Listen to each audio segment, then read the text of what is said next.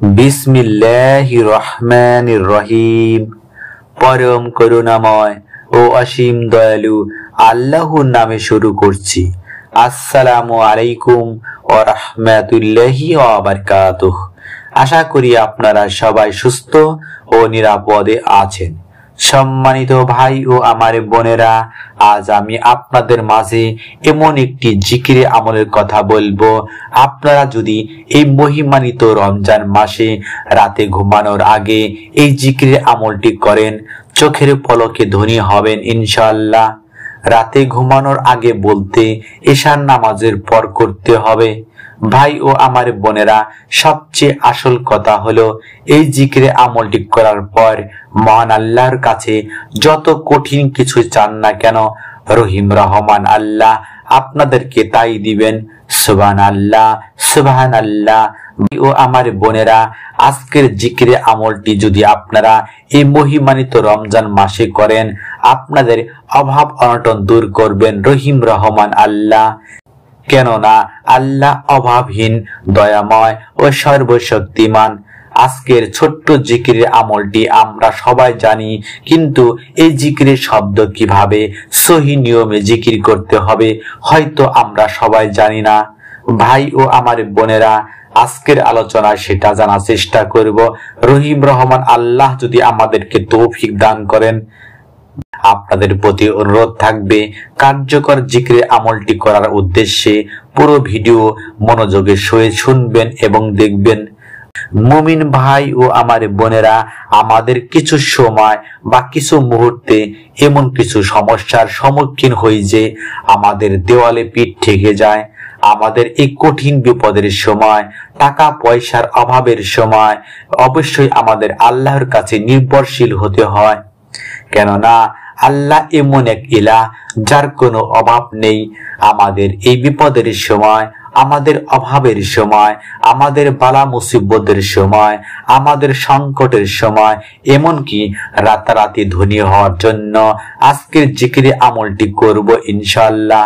আমাদের এমন খারাপ সময় থেকে মুক্তি পেতে রাসূল সাল্লাল্লাহু আলাইহি সাল্লাম তার সাহাবীদের যে আমলটি করতে বলতেন, সেই জিকিরে আমলটি নিয়ে আজ আলোচনা করব ইনশাআল্লাহ। তো চলুন সেই আমলটি এখন জেনে নেই। তার আগে আসুন মহান আল্লাহর কাছে একটু প্রার্থনা করি। হে রহিম রহমান আল্লাহ, এই মহিমান্বিত এই ফজিলতপূর্ণ রমজান মাসের উছিলায় তুমি আমাদের অভাব অনটন দূর করো, আমাদের বালা মুসিবত দূর করো, আমাদের হালাল রিজিক বৃদ্ধি করো এবং রিজিকে বরকত দান করো। সকলে কমেন্টসে আমিন লিখুন। ছোট্ট অনুরোধ, ভিডিওতে একটা লাইক ও চ্যানেলটি সাবস্ক্রাইব করে বেল বাটন অন করবেন।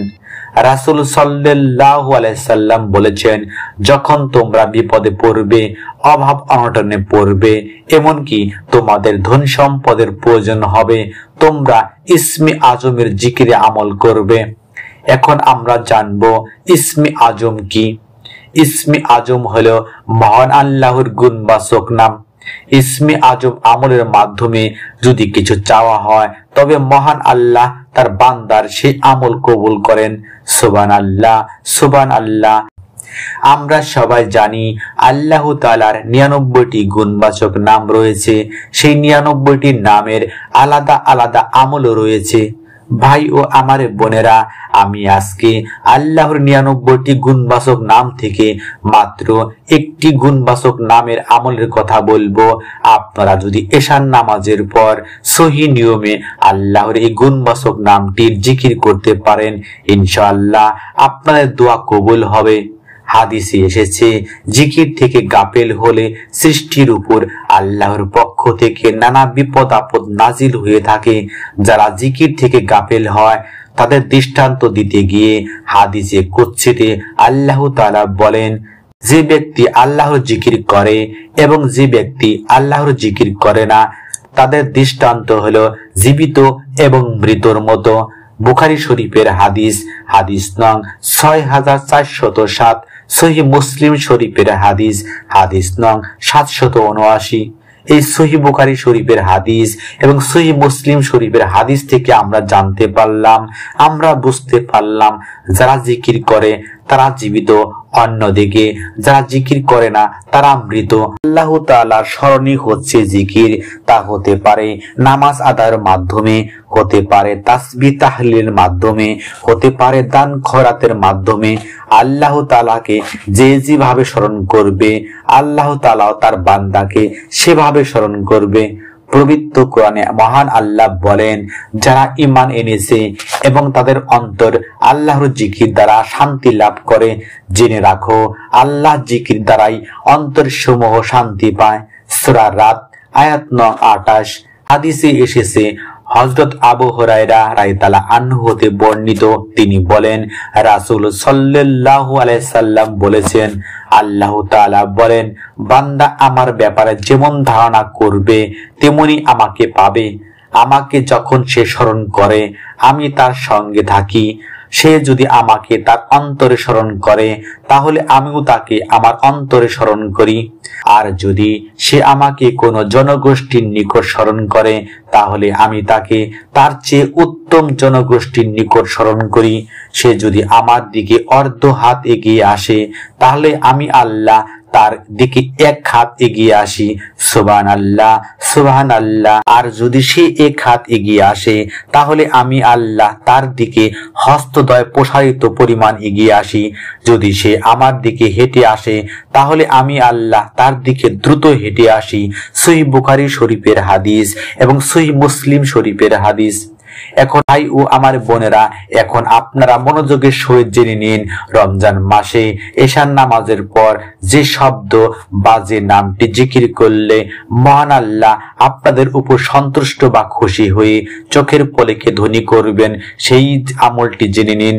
আমলটি করার নিয়তে এশার নামাজের পর ওযু থাকা অবস্থায় 2 রাকাত নফল নামাজ পড়ে পবিত্র স্থানে বসে সর্বপ্রথম আল্লাহর গুণবাচক নামটি ইয়া আজিজ, অর্থ সবচেয়ে সম্মানিত, এই গুণবাচক সিফাতের নামটি আপনারা যদি আমল অর্থাৎ জিকির করেন, সর্বশক্তিমান আল্লাহ ধন সম্পদ টাকা পয়সার অভাব রাখবেন না।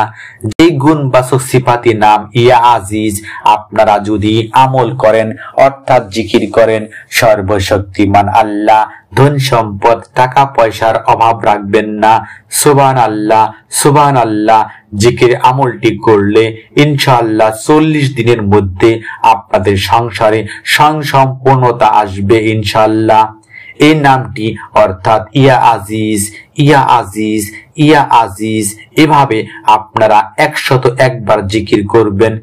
সর্বশেষ আপনারা দরুদে ইব্রাহিম, আল্লাহুম্মা সাল্লি আলা মুহাম্মাদি ওয়া আলা আলি মুহাম্মাদ কামা সাল্লাইতা আলা ইব্রাহিমা ওয়া আলা আলি ইব্রাহিমা ইন্নাকা হামিদুম মাজিদ। আল্লাহুম্মা বারিক আলা মুহাম্মাদি ওয়া আলা আলি মুহাম্মাদ কামা বারাকতা আলা ইব্রাহিমা ওয়া আলা আলি ইব্রাহিমা ইন্নাকা হামিদুম মাজিদ আপনারা 3 বার পাঠ করবেন। ভাই ও আমার সম্মানিত বোনেরা, এই কার্যকর জিকিরের আমলটি আপনারা এভাবে কিছুদিন চালিয়ে যাবেন, ইনশাআল্লাহ চোখের পলকে ভাগ্যের পরিবর্তন হবে, রাতারাতি ধনী হবেন, ঋণ থেকে চিরমুক্তি পাবেন ইনশাআল্লাহ। আল্লাহ তাআলা মুসলিম উম্মাহকে এই কার্যকর আল্লাহর গুণবাচক নামের আমলটি করার অর্থাৎ জিকির করার তৌফিক দান করুন। আমিন সুম্মা আমিন। আসসালামু আলাইকুম ওয়া রাহমাতুল্লাহি ওয়া বারাকাতুহু।